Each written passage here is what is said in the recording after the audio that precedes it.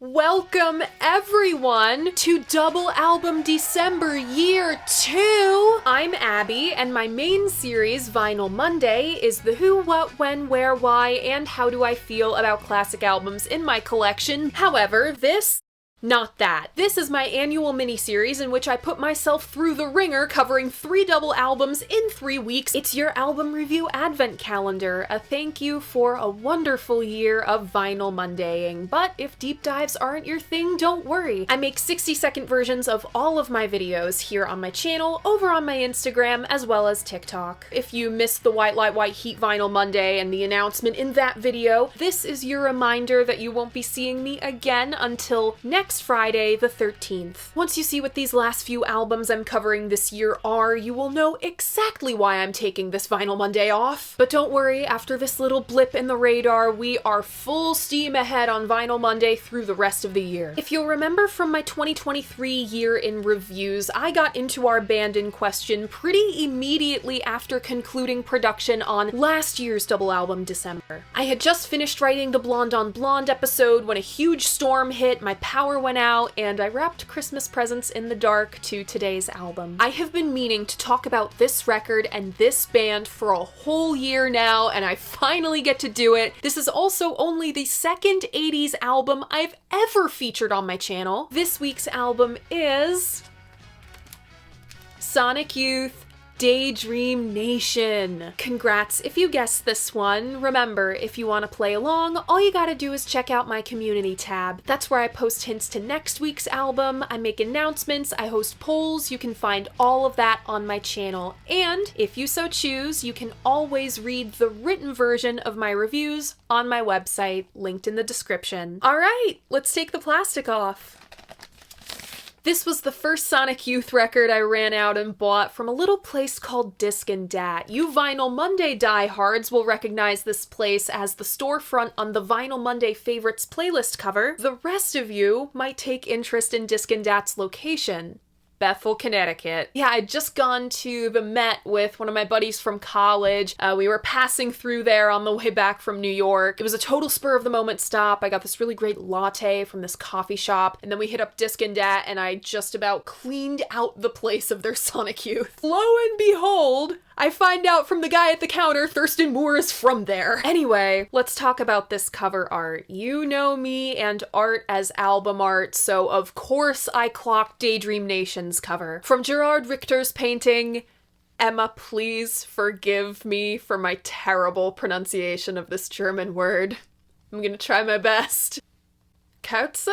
Katze. Not unlike Carlos Santana finding Monty Klarwein's Annunciation and making it the cover of Abraxas, Thurston found Katze in a magazine. The back cover is a whole other candle painting. Richter really liked candles. And opening up the gatefold, we have photography by Michael Levine. He just moved to New York from Seattle. They all just kind of walked around the city together, taking photos in Little Italy, Soho, and the Lower East Side. Ultimately, this shot of the band at a loading dock somewhere in Chinatown made the cut. As B-roll Abby will show you, we have this poster on the inside. I believe it was shot on the same day, but you can't really tell because it's so blurry. I don't usually talk about disc labels. It's kind of a record label specific thing, but Daydream Nation has custom labels with symbols to represent each member of the band. Side 1 is Lee, the infinity symbol. He'd used it once before on his album To Hear From Infinity. Our Taurus queen Kim went with the Venus symbol on side 2. Venus is of course Taurus's ruling planet. Leo man Thurston went with the Greek Omega character on side 3, maybe referencing the Omega Leonis system in the Leo constellation. I'm honestly surprised he didn't go with the Sonic Life symbol, literally tattooed on his person, and Steve went with an illustration of an angel devil baby holding drumsticks. Perhaps a precursor to the Nevermind baby, who knows. Being who I am and doing what I do, the Zeppelin connection is not lost on me. Physical graffiti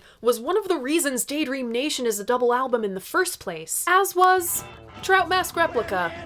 Because of course. On Daydream Nation, we have the classic era lineup of Sonic Youth. That's Thurston Joseph Michael Moore on guitar and lead vocals, Kim Gordon on bass and lead vocals, Lee Ronaldo on guitar and lead vocals on Eric's Trip, Hey Joni and Rain King, and Steve Shelley on drums. Daydream Nation was produced by Nick Sansano with Sonic Youth. Roll transition. Cypress Hill steals my orchestra and Sonic Youth's in my cooler! Get out of there, you kids! Aw, come on, Mr. Frampton. You're not gonna eat all that watermelon.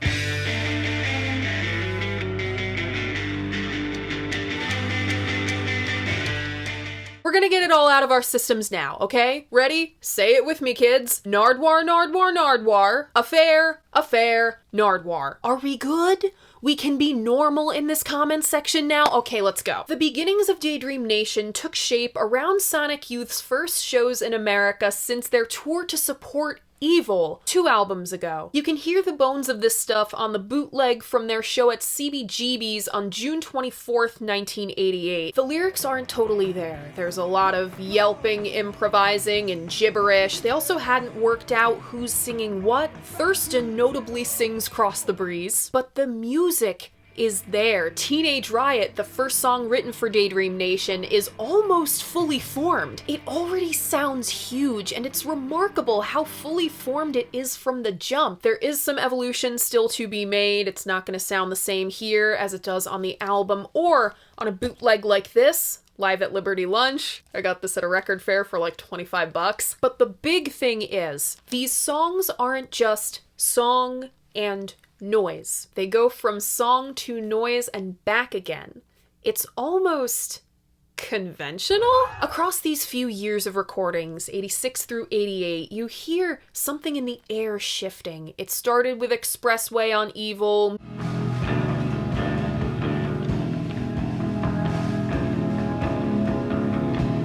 Moves through moments like, God, I have a lot of records here, Catholic Block and Schizophrenia on Sister.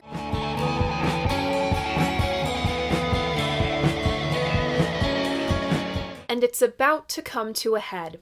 At the same time as all this, Sonic Youth are prepping to jump ship from SST Records. Though landing a deal with Black Flag's label was a dream come true for them. Hello, this is the woman who wears Black Flag earrings. Well, not this woman. I couldn't find Black Flag earrings for this episode.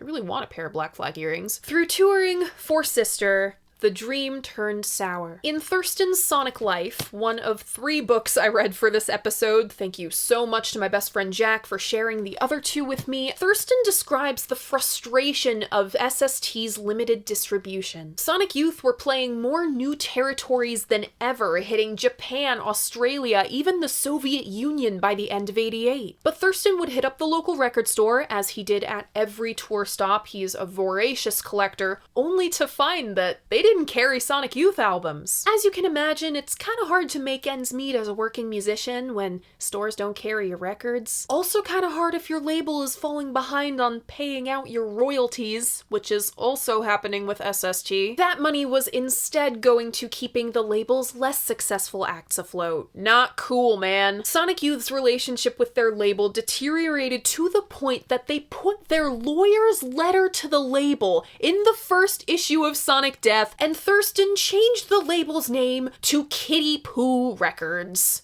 This man is the world's oldest 20-year-old. Enter Paul Smith and Blast First, who helped shuttle Sonic Youth's next album onto Enigma Records. Also, enter Nick Sansano. You guys need to understand how objectively wild of a choice Nick was for producer at this time. This is the summer of 1988. Aside from that Aerosmith Run DMC collab and the Beastie Boys, one of the first articles on the Beastie Boys, later to become legendary jerks, rock and hip-hop really hadn't overlapped yet. And Nick is a rap and hip-hop producer, but working with him made sense for Sonic Youth. They tried to get Rick Rubin to produce first, but he declined. He was, quote, burnt out on rap and wanted to try his hand at making radio hits. Little did he know that in a short few years, rap and radio hits would be synonymous. After Rick said no, the Youth's booking agent Bob Lawton tipped them off to Green Street Recording, which used to be Philip Glass's Big Apple recording, where James Brown and John Cale recorded. Now it was populated by the likes of Run DMC, Salt and Peppa, Slick Rick. Green Street was a little expensive for Sonic Youth. It was $1,000 a day. But once Thurston heard it was where Public Enemy recorded, Back is the incredible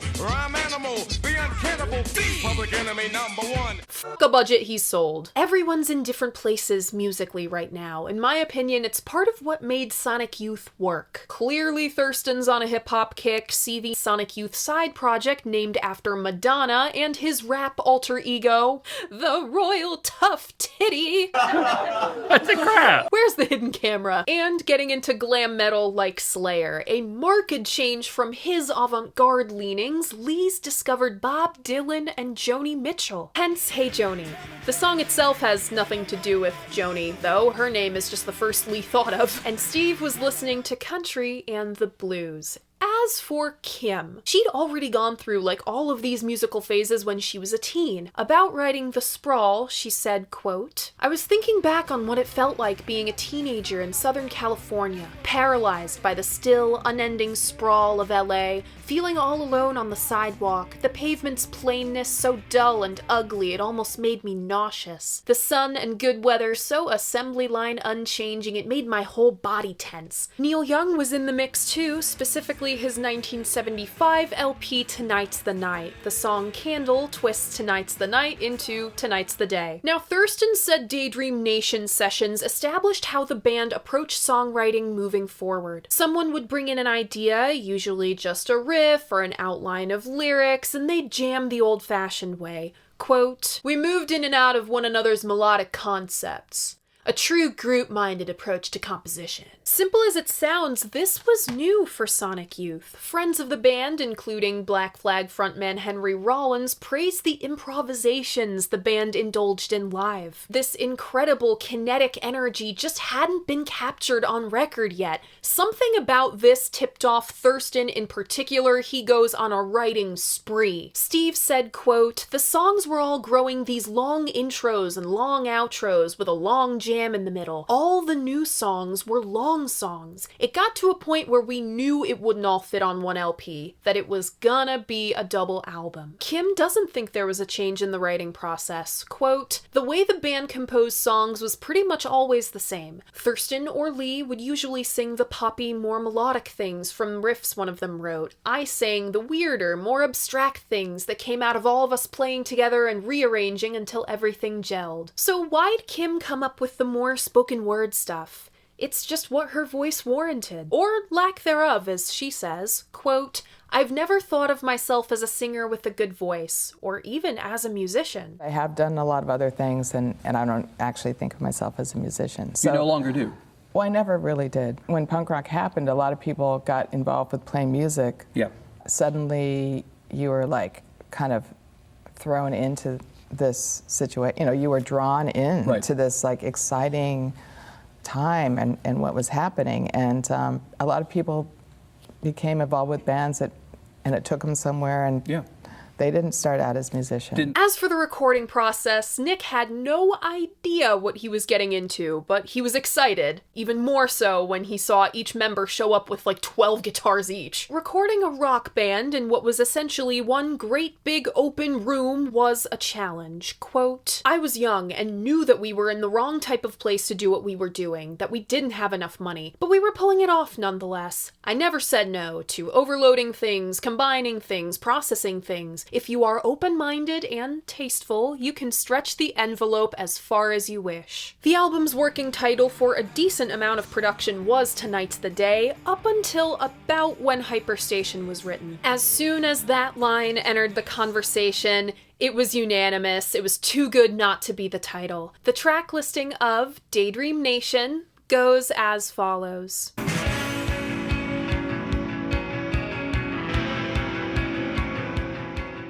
Opening up side 1, we have Teenage Riot, followed by Silver Rocket, and side 1 closes with The Sprawl. Opening up side 2, we have Cross the Breeze, followed by Eric's Trip. And closing out disc 1, we have Total Trash. Opening up disc 2, we have Hey Joni, followed by Providence, then Candle, and side 3 closes with Rain King. Opening up side 4, we have Kissability, and closing out the album, we have the trilogy, parts A, B, and Z, The Wonder, Hyperstation, and Eliminator Jr. When Daydream Nation was released in October of 1988, it didn't break any mainstream charts like Billboard. It's just not the name of the game right now. It was college radio that lifted Sonic Youth out of obscurity when they got the call that Daydream Nation made #1 on the Rock Pool Newsletters chart. Thurston replied with, "Cool.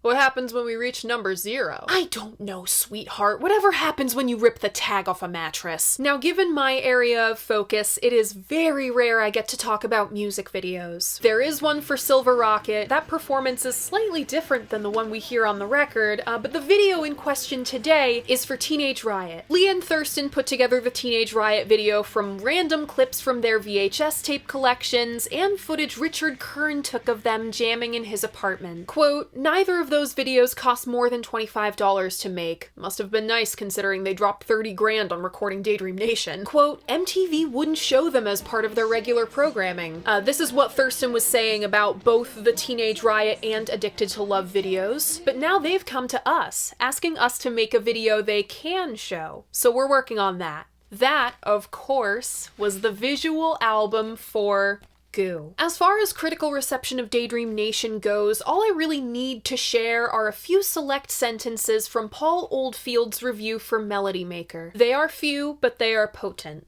Quote, "All you can do is describe them in terms of their own back catalog, which is becoming ever more multiform and recalcitrant to interpretation. And, quote, Sonic Youth were once defined as the Mansonic youth of repressed and forbidden drives. Today, we can see them, as they want to be seen, more unclearly, as a band that dissolve our drives and orientation, daydreamers and scatterers." And as far as music press goes, I can only seem to find half of it, but if you can find their full Kevin Cummins feature in NME, yeah, it is a trip and a half. Sonic Youth are bullshitting the author is bullshitting us. Music journalism from this period, like the late 80s into the 90s, never ceases to amaze me. It'd take Goo to properly get Sonic Youth in the pop sphere as it was in the early 90s, but in the larger Sonic Youth canon, Daydream Nation is remembered as their aha moment. The beginning of their classic run with Goo,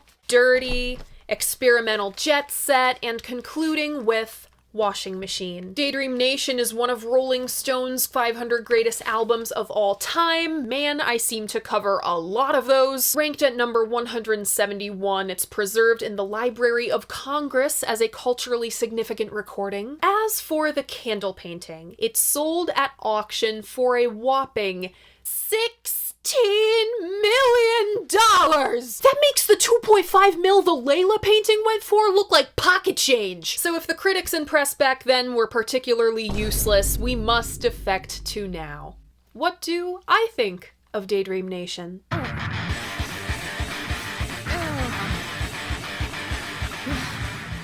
Going in, I had several false starts with Sonic Youth, given my music taste, the flock I flew with in art school, and my enduring fascination with New York. You'd think I'd have loved these guys from the jump. The pieces were always there, but they just didn't click for me. Spotify tried for like 5 years to get me into this band. I liked Schizophrenia and Incinerate, and that was basically it. My best friend finally pushed me over the ledge. He wore away at me slowly and methodically until my power went out, I had nothing else to listen to, and I saw this. This is Silver Rocket as performed on Night Music in November of 1989. Firstly,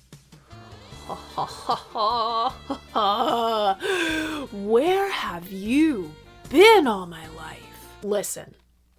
Everybody's allowed to have bad taste in something, whether that's clothes, cars, music, or liquor. My taste in men is weird, And when it's not weird, it's bad. Secondly, what the hell was that? No lie, seeing this performance was like finding the missing link of my music taste that went all the way back to my very first favorite albums. My favorite Sonic Youth era is Bad Moon Rising. Sorry, Steve Shelley. Death Valley 69 is my favorite Sonic Youth track. I listen to Walls Have Ears probably once a week. For a year now, I have been itching to cover Daydream Nation, and it couldn't have come at a better time. I literally just covered the birth of noise rock, White Light, White Heat. So what makes Daydream Nation special? It's what makes Sonic Youth special, really. I don't usually do track-by-track breakdowns for double albums. I go wherever the music takes me, but today,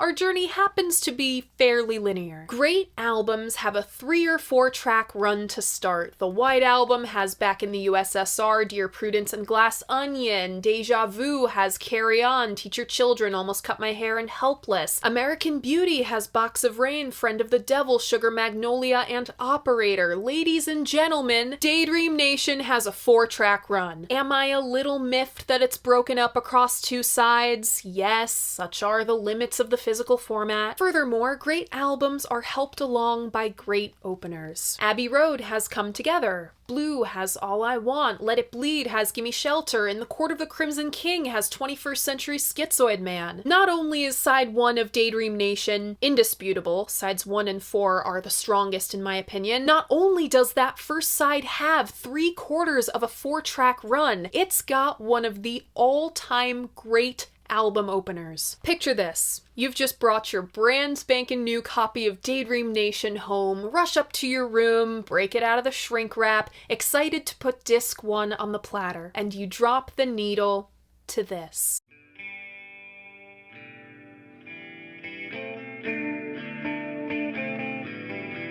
It is a crime this intro got axed to make it a single. It's exactly what Daydream Nation needs. This gentle, rocking, atmospheric fog of guitar, accented by Kim's sleepy murmuring of, "No, you're it. Spirit Desire. We will fall," ping-ponging between the left and right channels. I don't want to be too on the nose, but it feels like falling asleep in the back of the car while your friends are chatting up front. It fills itself in, an extra sheet of guitar hung in the window and Steve subtly entering the mix with his sticks. It's either the world coming into focus or fading away, depending on if you're waking up or falling asleep. The groove's on its legs, it stands up, and then it is go time. Welcome to Daydream Nation. This song is a riff on a riffs album, the loftiest of riffs. Thurston has said Teenage Riot is about making J Mascis president. I don't buy it. I've always interpreted this song as the ballad of the small town kid itching for city life and live in the flesh rock and roll music. You come running in on platform shoes with Marshall stacks to at least just give us a clue, or wanting to be a part of it themselves. Got a foghorn and a drum and a hammer that's rockin', and a chord and a pedal and a lock, that'll do me for now. I see visions of guys with Ramones haircuts stumbling onto a battered stage. And no matter what comes into or falls out of fashion, it's never gonna end. It's the ballad of Thurston Moore and his travels into the city, looking for a ride to your secret location where the kids are setting up a free speed nation for you. It's the ballad of all of us who want something more but don't know what more is. Over the past year, I've really latched on to the line, "I hope it works out my way." Whatever it is, I'm cautiously optimistic. Steve is really the engine of Sonic Youth. He's got this song in the palm of his hand, pulling back with big classic rock crashes, and pushing forward with cymbal rushes. Kim plays in a very elastic manner after the break, giving the song an extra rush, a wonderful valence. Is there a better coming-of-age anthem than Teenage Riot? I'm really not sure. Imagine writing the coming-of-age anthem at fucking 30. Hell, Kim Gordon didn't even start playing bass until she was 30. Skipping ahead a bit to the other side of the Teenage Riot coin, Candle. Although much less lyrically potent and performed weaker than its brother, it excels in its musicality. Smushing 10/4, 9/4, and 4/4 time together is objectively nuts. It creates a lurching feel and a great showcase choice for Steve. Teenage Riot was a damn tough act to follow, but Sonic Youth raises us Silver Rocket. Teenage Riot feels like a stab at an arms-raised stadium rocker, whether intentional or not. It kinda naturally translates to it. Silver Rocket feels more like Sonic Youth. An off-kilter guitar line racing into a riff with constant forwards and upwards motion. That's something all the best Sonic Youth tracks share, a memorable off-center arpeggio followed by constant ascension. Another common Sonic Youth trope is, for lack of a better term, saying words. It's a punk thing that goes as far back as Lou Reed. Words are more placeholders and image creators than anything. The verses changed a few times, including a date with a girl named Cher, and I was none the wiser. They're just kinda hurtled out. The words that matter stay consistent. Side note, does anybody know why Thurston enunciated pocket so succinctly every time this was played live? It's unintentionally hilarious. Thurston talked about this in his recent interview with Polyphonic. There's just something about these guys shoving their instruments in front of their amps that makes us all go, yeah! They've cut the main cable and they're letting this thing go into screeching, howling, fuzzed out freefall. Now, I'm gonna do something I've never done before. To get the full picture, to best evaluate Silver Rocket, I'm gonna defect to the night music performance.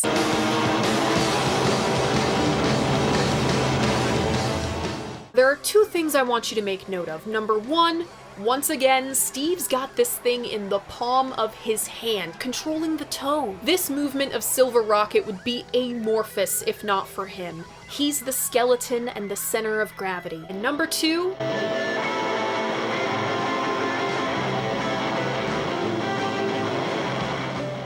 that right there is Thurston Moore and Lee Ronaldo. One was the instigator, the other the willing participant. Here it just so happened to be Blondie instigating. These two were made for each other as guitarists. These spectacular, unpredictable powder kegs, unwilling to confine to the boundaries of sound and completely willing to tear up. Equal parts reception and transmission, plucking one frequency out of thin air and following it to the end. They challenged each other to think inside the box, outside the box, and on their feet. And that just prompts me to keep giving Steve his flowers, because it's no walk in the park to hold your own against Thing 1 and Thing 2. That's Teenage Riot and Silver Rocket with a little bit of Candle. For the rest of our 4-song run, I'm defecting to a passage from Sonic Life about a sister-era gig that Iggy Pop crashed. Quote, Kim's hair was dyed blonde, and she wore a white t-shirt and glittery painted dungarees, dressed down but with foxy glamour, a look she artfully evoked as she left behind no wave blankness. Iggy could see it.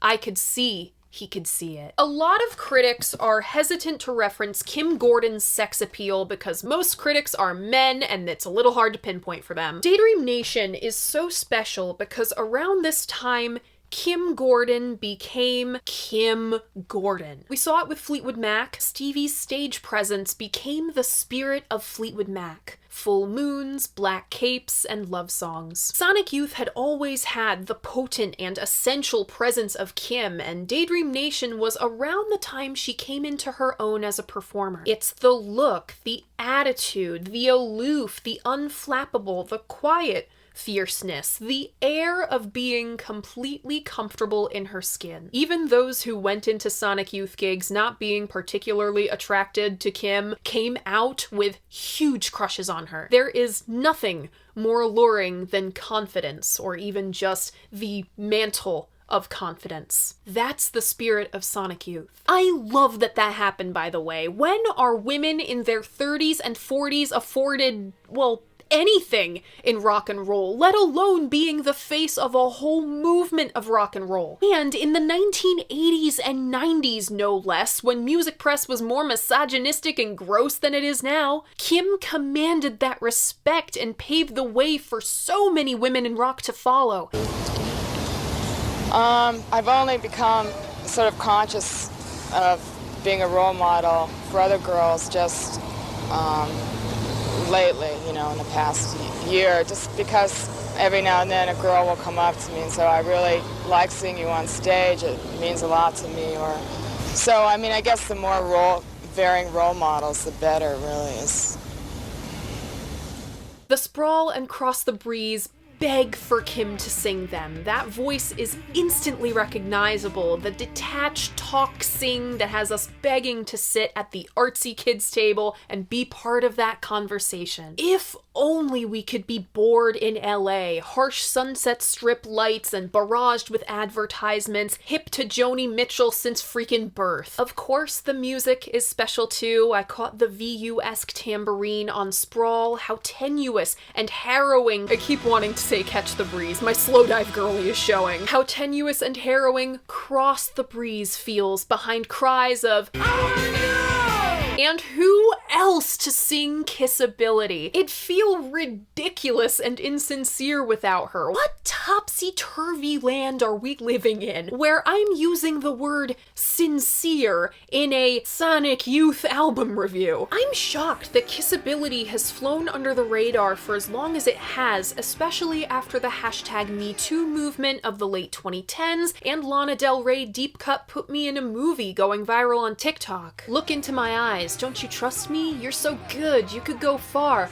I'll put you in a movie. Don't you wanna? I couldn't help but notice it's in the same kind of off-center key as Silver Rocket was. Where Rocket was raucous and exciting, Kissability is creepy and slimy, just like the film producer creeping on the aspiring actress. If there's any edit I would make to Daydream Nation, it's putting Eric's Trip and Hey Joni together. We've had two great Thurston songs, we've had two great Kim songs. Total Trash is the weakest cut on the album anyway. It's catchy as hell, but a little too long for what it is. And I'd keep it to these two Lee songs. Rain King fits in nice with the sequencing, but it doesn't really serve the album. It just serves the sequencing. The loose crunch wash on Eric's Trip is one of my favorite sounds a guitar makes. Shoegaze took this and ran with it. Apparently the lyrics reference Chelsea Girls, starring Nico and her son Ari. I'm more interested in Hey Joni, a gender-swapped Hey Joe. Hey, Joe, where you going with that gun in your hand? Tell me, Johnny, am I right by you? The classic man shoots two-timing partner and flees town song. Sonic Youth's looseness with words and images over narrative storytelling obscure the story, making it a completely new thing. If I had a nickel for every time I covered an instrumental track named Providence, I'd have 2 nickels. Which isn't a lot, but it's weird that it's happened twice, right? I'd never dream of leaving Providence in the dust. I am a sucker for an interlude. This might be my Zoomer showing, but the distant piano obscured by noise reminds me of something Ethel Cain would do.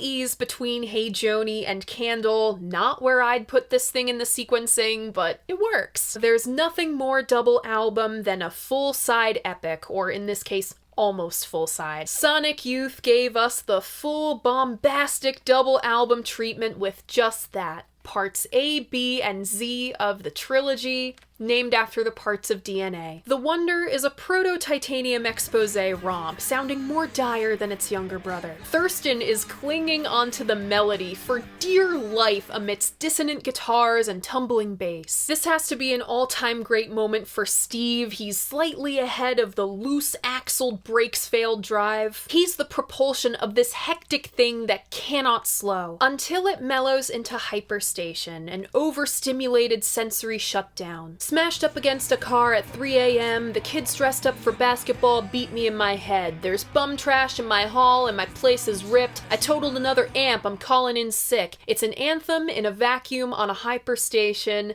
Daydreaming days in a Daydream Nation. Much better than the Talking Baby Wizard line. Rounding out the album is Eliminator, a fun punkish turn for Kim and a surprisingly punctual end to this sprawling thing. Hey! Future Abby again. F*** a retrograde. You may have noticed that not once in this video did I describe Sonic Youth as cool. And that's because I think people use it as a crutch when talking about Sonic Youth. I wanted to describe exactly what makes Sonic Youth and Daydream Nation such. It's the music, sure, but you can't ignore the human component. Thurston Moore, generally described as a cool person. Debunked as soon as you read his book, and no, not just for the uncool things he's done. For as long as he's been listening to music, he's been a nerd about it, a music history nerd. This man had filing cabinets full of stuff about music, stuff he made and stuff the artists he admired made. He really should have been an archivist, and Sonic Life proves that. Kim Gordon, queen of cool, making trap bangers at 70 and touring said bangers, but she herself does not think she's cool. I think that's why I, a known uncool person, love Sonic Youth. Let me explain. It's no secret that not once in my life have I been cool. I've been geeking out over things I love for as long as I have loved things. Not only do I love things, I love them openly. There are going to be people in this very comment section put off by that energy. It seems opposite to what Sonic Youth is. And people get really thrown off by how readily I connect to this stuff. The millennials, the age group listening to Sonic Youth in like middle and high school as opposed to Gen Xers who listened in their college years, they did a lot to make space for loving things openly on the internet. MySpace, Blogspot, Tumblr. With my generation, the Zoomers, I see the pendulum swinging back to where it was in the 90s. It is no longer en vogue to love things. But the truth is, people get bitter and mean when they cannot love openly. Being bitter about someone else's love or feeling you have to conceal your own, it's no way to live. It eats away at your soul. I feel sorry for people inhibited by their fear of being earnest. I know for a fact that Sonic Youth circa 1988 would have laughed me out of the function for being so openly enthused about them and their records. I mean, hello! But I can't help it.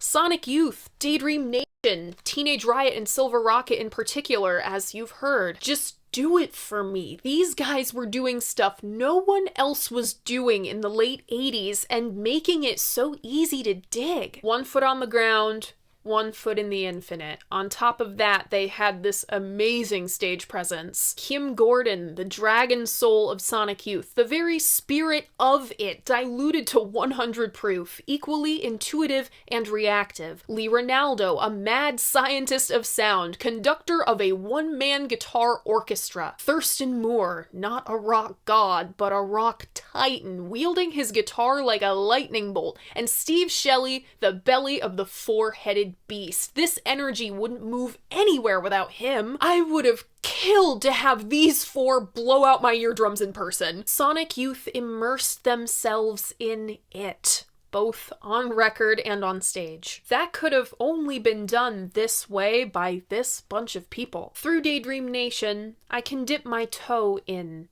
it, whatever that it is. It's just something intangible that great rock stars have. Though I'll never get to sit at the cool kids table, though Sonic Youth would have laughed in my face, I still feel at home within their catalog, because Sonic Youth were nerds about something too.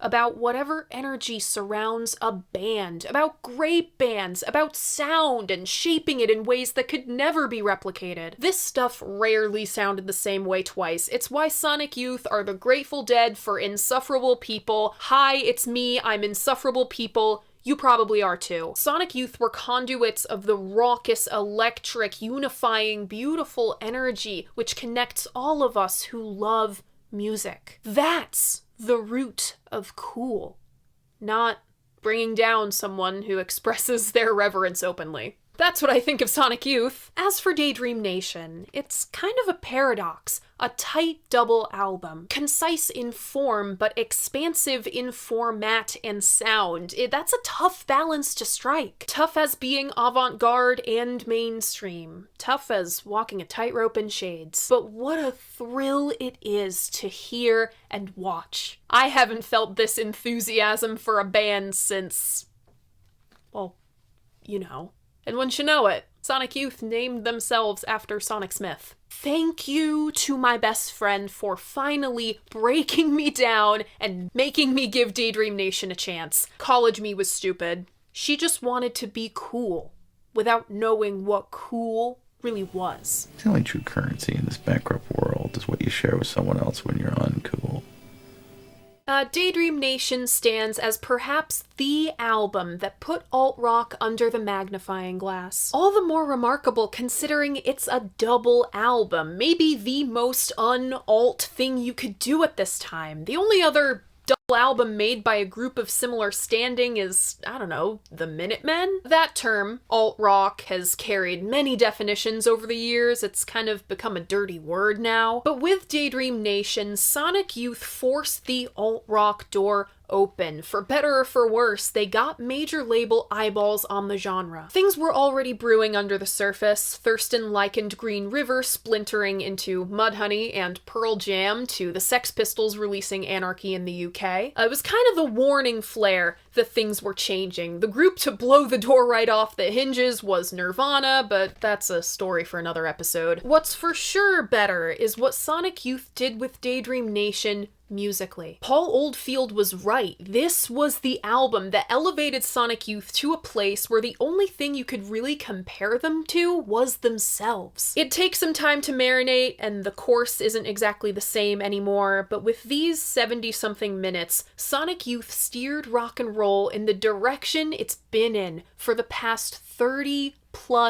years. To round things out today, I raise you this, something the patrons of my channel are slightly more familiar with, another double album giant from exactly 20 years before Daydream Nation. Though they're different artists who cut the slab of marble into very different shapes with different tools, I find Jimi Hendrix and Sonic Youth did a remarkably similar thing if you boil it down. They were so influential that their stylings were totally absorbed into the fabric of rock and roll to the point where they're not considered groundbreaking anymore. Daydream Nation didn't just break ground. It dug a hole to f***ing China. It's loud, it's tight, it's expansive, it's instant classic rock big. No wonder Daydream Nation is the Rosetta Stone of my music taste. My personal favorites off this one are Teenage Riot, Silver Rocket, The Sprawl, Cross the Breeze, Candle, Kissability, and Trilogy. Remember, if you want to keep up with all of my favorites from all of the Vinyl Mondays and all of the double album Decembers, I have a Spotify playlist linked in my description.